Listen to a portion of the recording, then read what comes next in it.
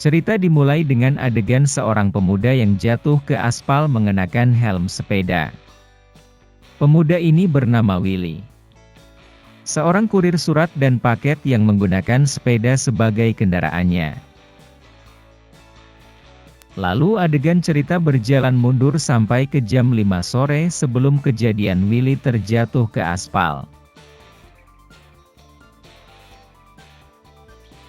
Di jam tersebut tampak Willy sedang memacu sepedanya dengan kencang di tengah kota.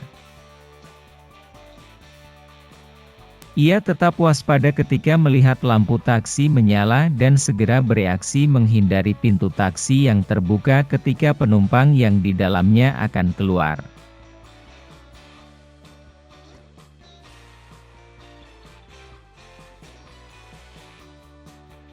Ada 1.500 kurir sepeda di kota New York yang siap mengantarkan paket.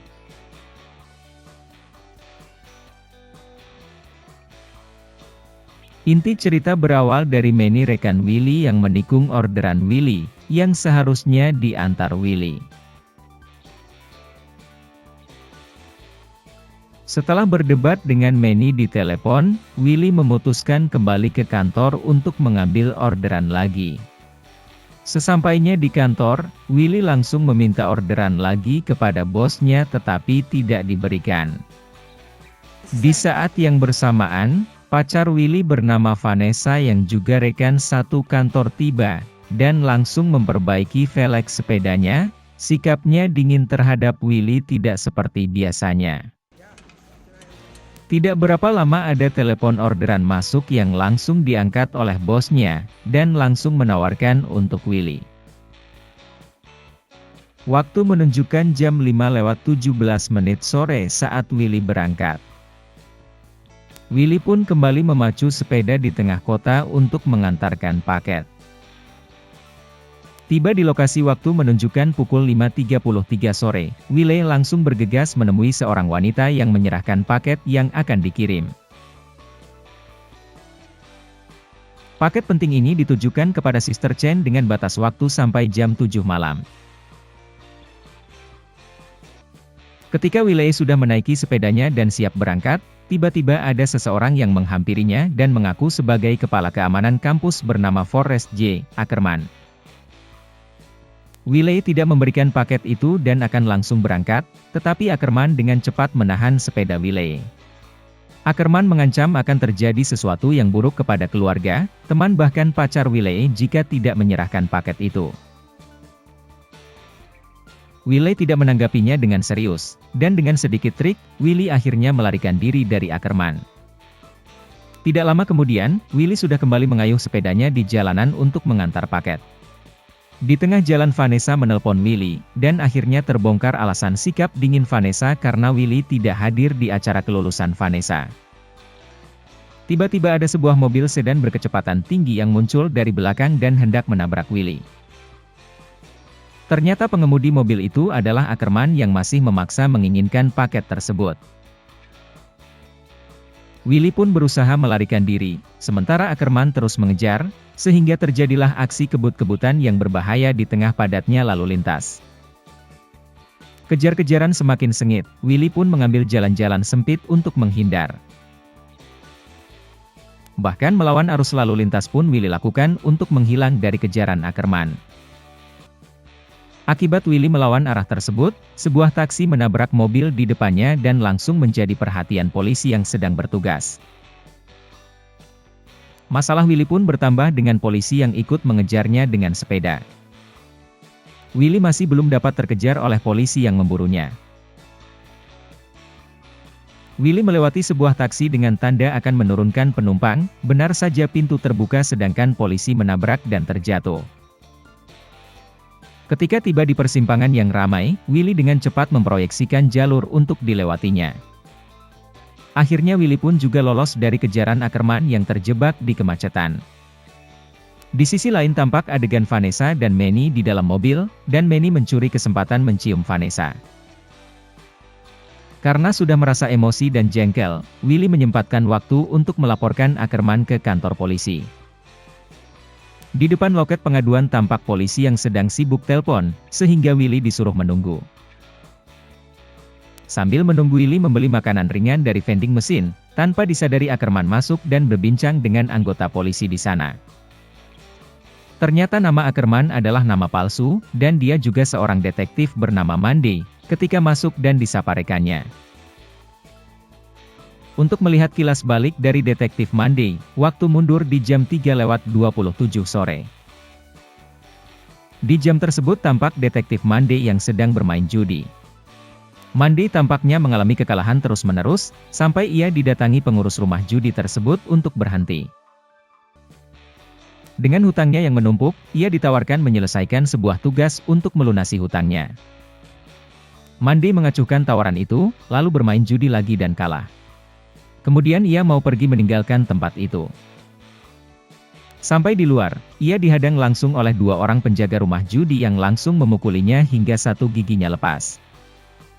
Tidak terima, Monday pun langsung berdiri dan menendang penjaga di depannya dan memukul penjaga satunya dengan gagang pistol. Belum puas, Monday menyeret dan membenturkan kepala seorang penjaga ke bemper truk bahkan menginjaknya hingga pingsan. Setelah itu ia pergi meninggalkan kedua penjaga tersebut, tetapi dicegat kembali oleh pengurus rumah judi yang merekam penganiayaan tersebut. Mau tidak mau, Monday pun harus menerima tugas dari pengurus rumah judi tersebut, di mana ada pada Willy sekarang. Kita kembali ke waktu sekarang, di mana Willy yang masih di depan vending mesin bergerak ke arah toilet. Willy masuk ke salah satu bilik, dengan penasaran Willy menerawang dan ingin melihat isi paketnya yang membuatnya hampir celaka. Isinya ternyata hanyalah sebuah tiket bioskop yang digambari emoticon smile. Kemudian terlihat dua rekan Monday masuk toilet, buang air kecil dan keluar lagi. Sambil keluar toilet, Willy melihat keadaan sekitar dan melihat Monday sedang duduk di meja kerjanya. Saat keluar kantor polisi, masalah lain datang. Polisi pesepeda yang dijatuhkan Willy terlihat kembali dari patrolinya, Willy pun langsung sembunyi. Tidak lama kemudian Monday dan rekannya keluar kantor. Ia melewati sepeda Willy yang tersandar di tiang dan mengamatinya, dan ia yakin itu sepeda Willy.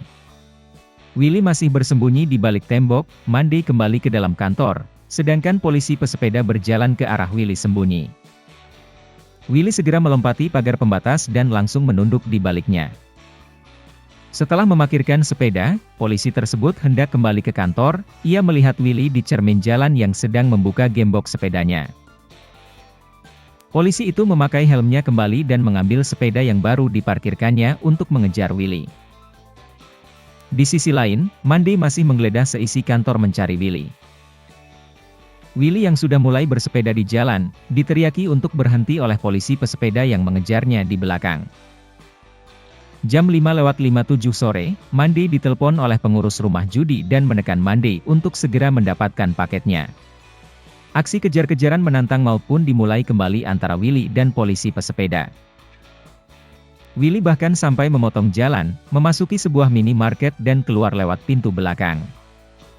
Polisi itu tampak kewalahan mengejar Willy, hingga menabrak mobil ketika keluar dari gang, namun masih terus melanjutkan pengejaran. Kejar-kejaran itu masih berlangsung hingga melewati taman yang cukup ramai. Di jalan kecil taman itu Willy berhasil melompati pagar pendek, sementara polisi tersebut menabrak dan kembali terjatuh. Keluar taman, Willy hampir saja terserempet truk yang lewat, tapi selamat karena refleks Willy yang bagus. Ketika sudah tidak dikejar lagi, Willy berhenti lalu menyenderkan sepedanya dan membanting helmnya dengan kesal. Willy dengan kesal menelepon atasannya, mengira atasannya memberikan order pengiriman yang berhubungan dengan obat terlarang.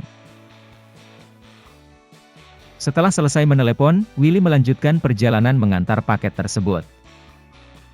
Di sisi lain Monday yang tiba-tiba punya ide merubah tujuan pengiriman paket Willy, entah dari mana dia mendapatkan nomor resinya. Cerita mundur kembali ke jam 4 sore untuk mengetahui latar belakang dari wanita bernama Nima yang memberikan paket untuk diantar Willy. Dan Nima ternyata adalah teman satu kos dari Vanessa pacar Willy. Di kosan, Nima memasukkan jumlah uang yang sangat banyak ke dalam sebuah tas ransel. Nima menemui dan menyerahkan uang sejumlah $50.000 tersebut kepada Mr. Yang. Kemudian Mr. Yang menggambar smile pada sebuah tiket bioskop, dimasukkan ke amplop dan diberikan kepada Nima. Setelah selesai dengan Mr. Yang, Nima menelepon kantor Willy, meminta agar Willy yang mengantarkan paketnya. Sementara Monday sudah membuntuti Nima hingga ke kampus, sampai di sini rangkaian cerita sudah mulai jelas dan berkaitan. Ternyata ada adegan yang belum ditampilkan di awal. Setelah Willy pergi sesudah menerima paket dari Nima, Monday muncul dan mencegat Nima. Monday menarik dan membawa Nima ke dalam ruang hall kampus yang kosong dan sepi. Di sana Monday mencekik Nima dan mengambil resi pengiriman yang diberikan Willy.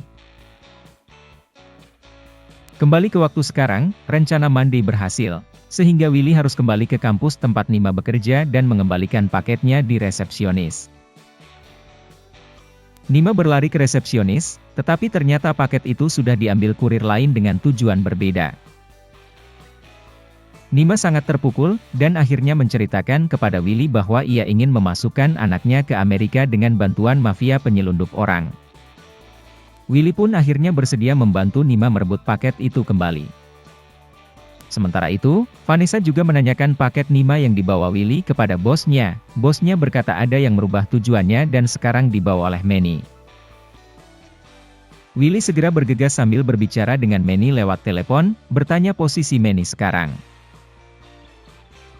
Manny yang keras kepala, tetap tidak memberitahunya dan menutup telepon. Tidak lama gantian Vanessa menelepon Willy, menceritakan hal yang sama tentang anak Nima. Vanessa ingin membantu Willy, tetapi Willy menolak karena berbahaya. Sialnya Vanessa terpental dan jatuh, karena menabrak tong sampah yang terguling ketika hendak menyalip mobil. Willy menelepon Manny lagi, dan Manny malah mengajaknya balapan dengan taruhan paket tersebut. Dengan cepat Willy mengejar, dan sudah berada di belakang Manny.